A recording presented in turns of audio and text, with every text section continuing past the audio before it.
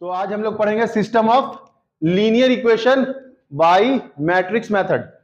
तो इससे पहले भी लीनियर इक्वेशन हम पढ़ा है हम लोग क्लास 10th में लीनियर इक्वेशन इन 2 वेरिएबल, क्लास 9th में लीनियर इक्वेशन इन 1 वेरिएबल 1 इक्वेशन, और क्लास 10th में लीनियर इक्वेशन इन 2 वेरिएबल 2 इक्वेशन। अब हम लोग को पढ़ना है linear equation in 3 variable 3 equation. अगर आपको मैट्रिक्स मेथड ना भी आता है तब भी आप उस इक्वेशन को सॉल्व कर सकते हैं, ऐसा नहीं कि नहीं कर सकते हैं, अपना वही एलिमिनेशन मेथड को यूज करके। लेकिन यहां पे एक मेथड पढ़ा दिया गया है बाय द मैट्रिक्स। तो देखिए कैसा इक्वेशन होगा, कैसे सॉल्व करेंगे, लिख भी लेना है। System of linear equation by matrix, system of linear equation by matrix method. अब इसमें क्या है इंपॉर्टेंट बात, 3 इक्वेशन होगा, a1x b1y plus c1z is equal to d1, पहला इक्वेशन। दूसरा a2x b2y c2z d2, तीसरा equation a3x b3y c3z d3। 3 equation दिया होगा। मैट्रिक्स कैसे अप्लाई करेंगे, देखिए ये 3 इक्वेशन से आपको पहले मैट्रिक्स ए निकालना है। क्या निकालना है? Matrix A. ए कैसे निकालते हैं, जो भी कोफिशिएंट दिख रहा है आपको किसका, एक्स वाई जेड का, किसका, एक्स वाई जेड का, उसको लिखिए a1 b1 c1, ठीक है, ये और ये। दूसरे बार में a2 b2 c2, तीसरे बार में a3 b3 और c3, ये निकलेगा मैट्रिक्स ए। फिर आपको एक और मैट्रिक्स बनाना है जिसका नाम है मैट्रिक्स बी, और इसमें आपको लिखना है, या बी ना मान के एक और चीज मान ले, वेरिएबल ही मान ले, एक्स। क्या मान ले? एक्स, कैपिटल एक्स माना है। इसमें आप वेरिएबल यूज कीजिएगा, सब में x y z x y z x y z है, तो आप इसको ऐसे लिखेगा एक्स वाई जेड, ठीक है ना। यहां पे ऐसे लिखा होता है एक्स वाई जेड, लेकिन आपको कैसे लिखना है, एक्स वाई जेड, ऐसे लिखना। दूसरा मैट्रिक्स ऐसे मानना है।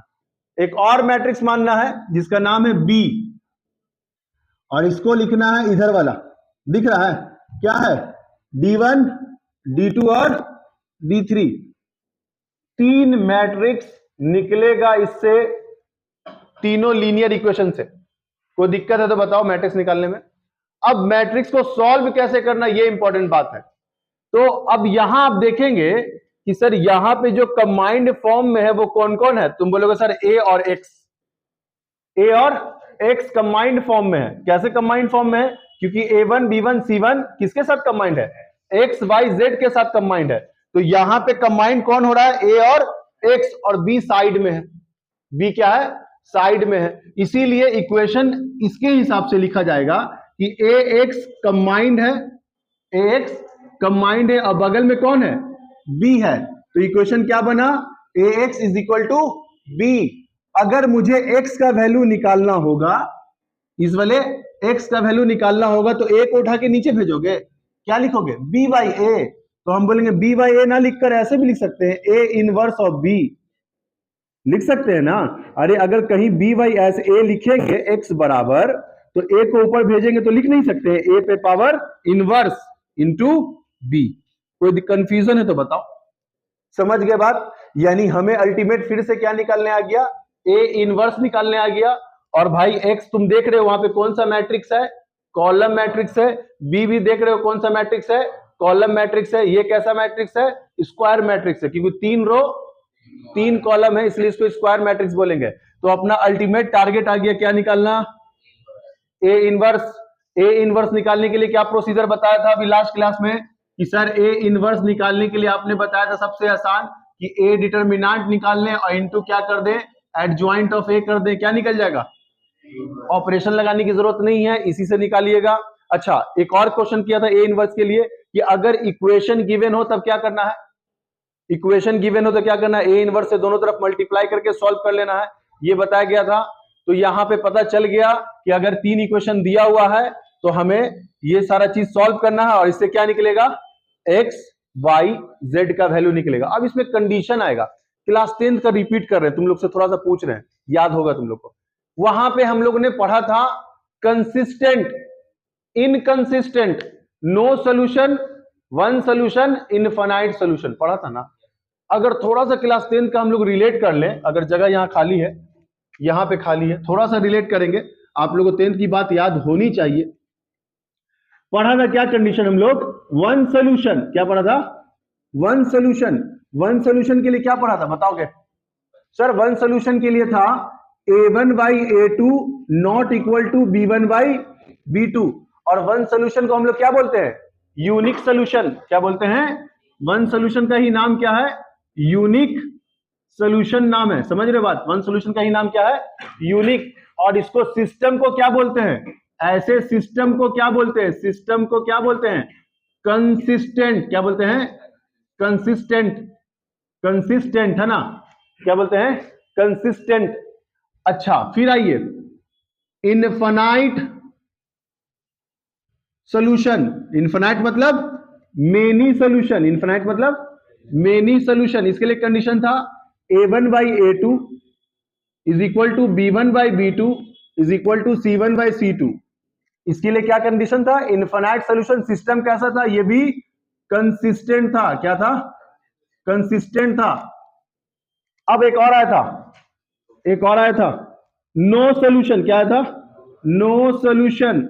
नो सोल्यूशन के लिए condition a1 by a2 equal to b1 by b2 not equal to c1 by c2। और इसको बोला गया था इनकंसिस्टेंट, इनकंसिस्टेंट बोला गया था।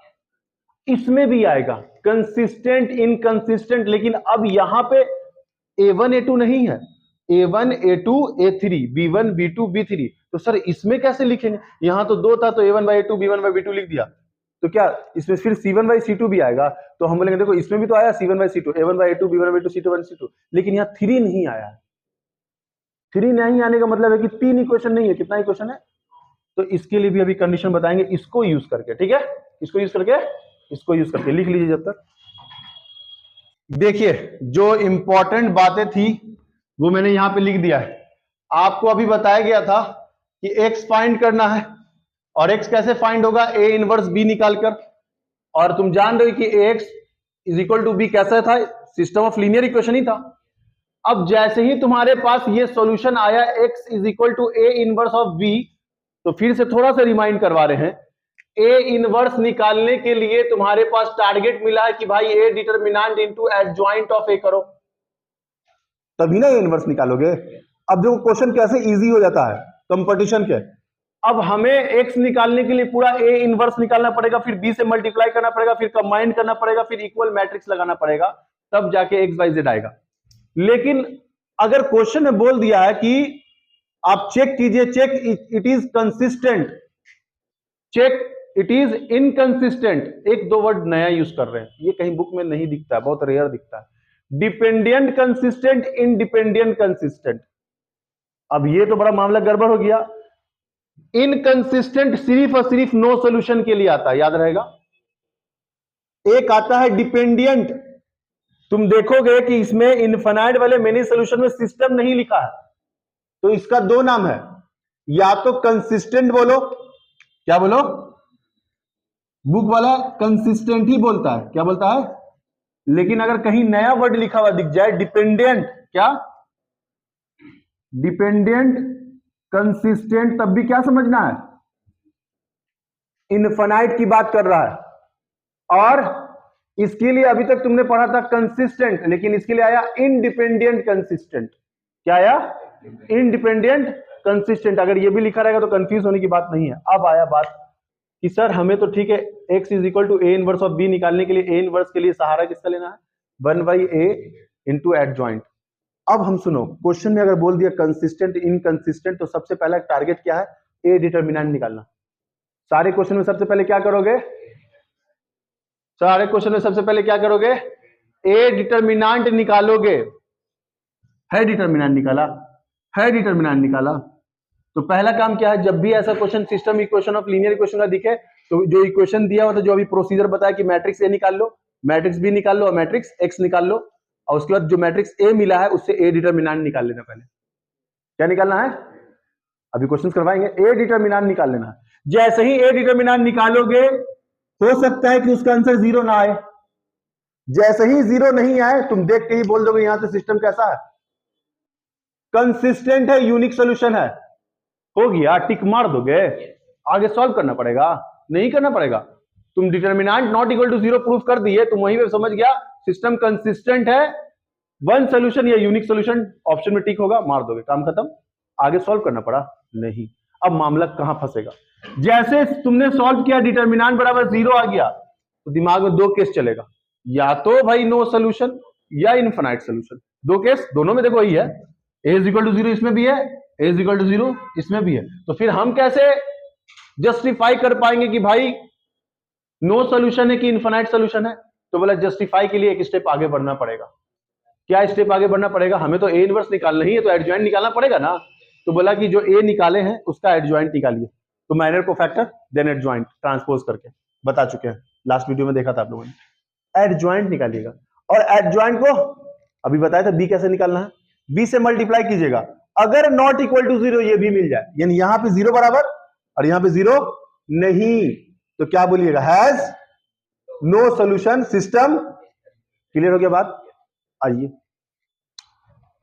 ये भी जीरो, ये भी जीरो, वही ना सेम लिखा हुआ है, लेकिन इसमें जीरो नहीं, इसमें जीरो, यानी इसमें दोनों जीरो आएगा सिस्टम। अब क्या ए इनवर्स निकालना है इसमें? अरे निकालना है, हमें तो सिर्फ प्रूफ करना था कि कंसिस्टेंट कि इनकंसिस्टेंट है। तो हमें तो यहां बस एडजॉइंट और बी बराबर जीरो प्रूफ कर देंगे, ए बराबर जीरो प्रूफ कर देंगे, बोल देंगे it is infinite solution, consistent, काम खत्म।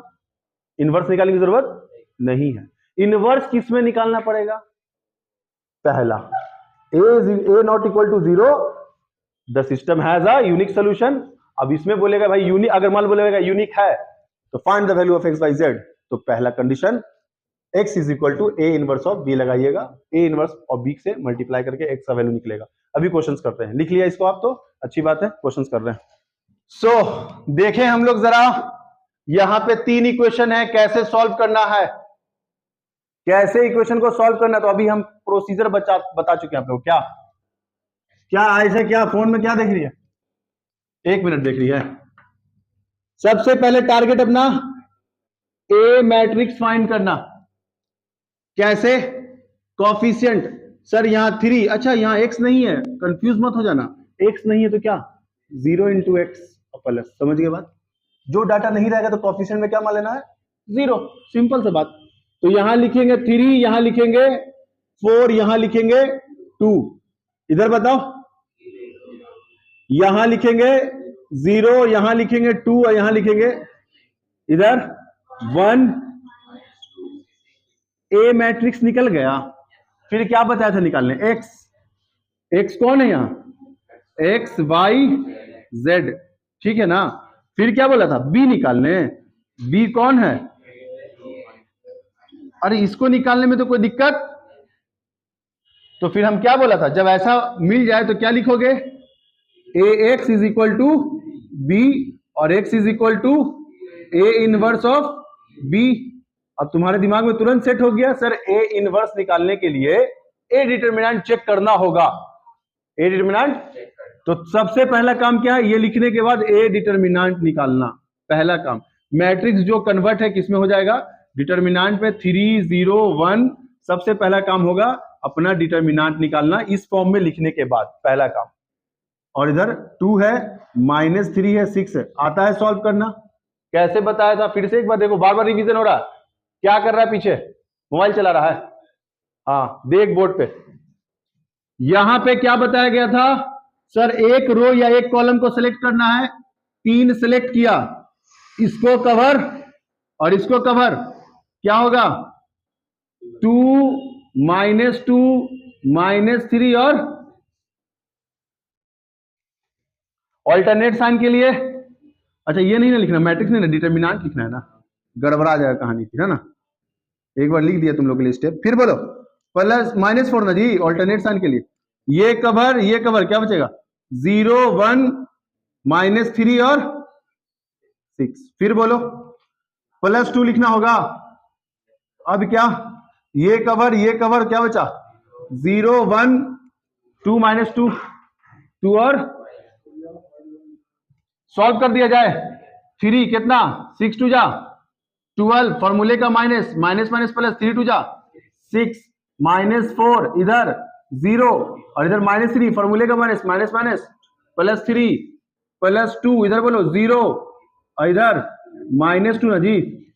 सॉल्व करोगे घटाओ कितना 6 6 3 जा 12 अबे 18 होता है ना और यहां पे 4 3 जा 12 इधर कितना -4 अरे घटाओ उठाओ 2 आ रहा है नॉट इक्वल टू 0 आ गया। अब जैसे ही नॉट इक्वल टू 0 आ गया क्या करना है ए इनवर्स फाइंड करना है और ए इनवर्स फाइंड करने के लिए ए डिटरमिनेंट निकल गया है एडजॉइंट फाइंड करना है। दूसरा टारगेट एडजॉइंट फाइंड करने के लिए क्या लेना होगा माइनर कोफैक्टर इस वाले मैट्रिक्स का। तो काम स्टार्ट किया जाए। यहां तक तो भाई हो गया। यहां पे हम लोग माइनर निकालने की तरफ बढ़ते हैं पहुंचेंगे घिच पिच हो जाएगा। चलो लिखते हैं M11 M12 M13 M21 M22 M23 M31 M32 और M ए पटना जंक्शन। चल इधर 3 का माइनर ये कवर बताते जाओगे 6 2 जा 12 माइनस प्लस 3 2 जा 6 -6 12 में से 6 गया 4 का ये कवर इसको इससे करेंगे 0 इसको इससे करेंगे -3 फॉर्मूले का माइनस। आओ इधर इसका निकालेंगे ये कवर इसको इससे इंटू करेंगे 0 इसको इससे करेंगे 2 और फॉर्मूले का माइनस।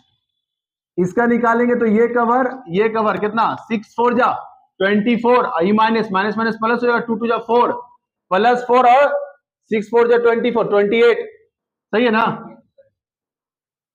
फिर बोलो इसका निकालना है ये कवर और अच्छा 2 2 ना इसका निकालना है ये कवर 6 3 जा 18 है 2 1 जा 2 कितना 18 में से 2 गया 16। इसका निकालना ये कवर इसको इससे करेंगे -6 और ये -4 -10 सही है। इसको इधर कवर -12 इधर -4 -12 -4 -16। उसके बाद इसको कवर करेंगे तो 3 3 9 इधर 0 -9। फिर इसको कवर करेंगे तो 3 2 या 6 इधर 0 कितना 6। क्या निकालना है C11 C12 C13 C21 C22 C23 C31 C32 और C बोला जाए इवन पे नो चेंज इवन पे ऑड पे प्लस का इवन पे नो चेंज ऑड पे प्लस का इवन पे नो चेंज ऑड पे माइनस का इवन पे नो चेंज ऑड पे माइनस का प्लस इवन पे क्या निकला। यहां तक क्लियर है। क्या लिखना होगा हम लोग को कोफैक्टर मैट्रिक्स ऑफ ए जो एलिमेंट भी ना लिख दो 6 -3 -2 क्लियर है। यहां तक देख लो नहीं क्लियर है कहां तक क्लियर है 3 तक क्लियर था। अच्छा शॉर्ट में लिखते हैं कोफैक्टर ए है ना यहां तक तो आ रहा है। आइए 6 -3 -2 -28 16 10 इधर -16 9 और 6 कोई दिक्कत। क्या करना होगा ट्रांसपोज क्या निकलेगा एडजॉइंट ऑफ ए ट्रांसपोज कर दीजिए रोको 6 -3 -2 रोको 28 16 10 रोको -16 9 6 क्या निकल गया एडजॉइंट निकल गया। क्या टारगेट था इनवर्स निकालना। ए इनवर्स का फॉर्मूला 1/a डिटरमिनेंट इनटू तो ए डिटरमिनेंट कितना निकाले 2 ना जी निकाल चुके देखो 2 यही वाला वैल्यू लेना है और यहां पे एडजॉइंट यही लिख दें क्या लिखोगे 6 -3 -2 28 16, 10, -16, 9, 6 क्या करोगे? 2 से डिवाइड कर दोगे सबको? 2 से डिवाइड कर दोगे सबको? करो डिवाइड। सर 2 से डिवाइड करते हैं अगर कितना? 3, 14, 8, -3/2, 8, 9/2, इधर -1, 5, 3, क्या निकल गया? एक काम और बचा हुआ है, ए इनवर्स निकल गया। सर इसको जो निकाले हैं 20 से इंटू कर दीजिए। किससे इंटू कर दीजिए? 20 से। अगर तुम लोग यहां वाला समझ चुके हो, लिख सकते हो आराम से देखकर, इरेज करें। हाँ ये तो लिख सकते हो, ये बच्चों वाला चीज है। तो यहां पे हम लोग फाइनल आंसर अब पहुंच रहे हैं। एक काम और करना है सर, एक्स निकालने के लिए हमें a inverse of b. A inverse कितना निकाले? 3 -14 -8 -3/2 8 9/2 -1 5 3। कहीं गलती तो नहीं हुआ है? बी कितना है? 8 3 2 8 3 -2, यही था ना? क्या रूल बताया था मल्टीप्लीकेशन का? पहला रो पहला कॉलम करो मल्टीप्लाई। 8 3 जा 24, फिर यहां 14 3 जा 42, और यहां 8 दूना 16, माइनस माइनस प्लस 16। पहला रो पहला कॉलम कहानी खत्म। दूसरा रो फर्स्ट कॉलम, इसको इससे मल्टीप्लाई करोगे तो 2 से 8 कटेगा, 4 4 तिहाई 12, और फिर प्लस में 8 तिहाई 24, और फिर यहां 2 2 कट जाएगा -9, यहां -8, यहां बोलो 15, यहां 6। क्या करोगे? अरे क्या करोगे सर? जोड़ घटाव करना होगा। जोड़ो 30 40, कितना? 40 ना होगा? 30 40 -2, इधर जोड़ो 12 9 कितना? -21, 24 कितना? 3 हो गया। अच्छा इधर बोल रहा हूं 8 6 14 5 1 आ गया। इधर कौन है? एक्स। एक्स को क्या माने थे? X Y. एक्स को तुमने माना था एक्स वाई जेड, तो यहां भी एक्स वाई। अब कौन मैट्रिक्स? इधर भी कॉलम इधर भी कॉलम, इक्वल मैट्रिक्स। पहला पहले के बराबर, दूसरा दूसरे के बराबर, तीसरा एक्स का वैल्यू -2, वाई का वैल्यू 3, जेड का value x y z. Linear equation in 3 variable solve करने का तरीका। इससे क्या निकला? X y z. लिख लीजिए।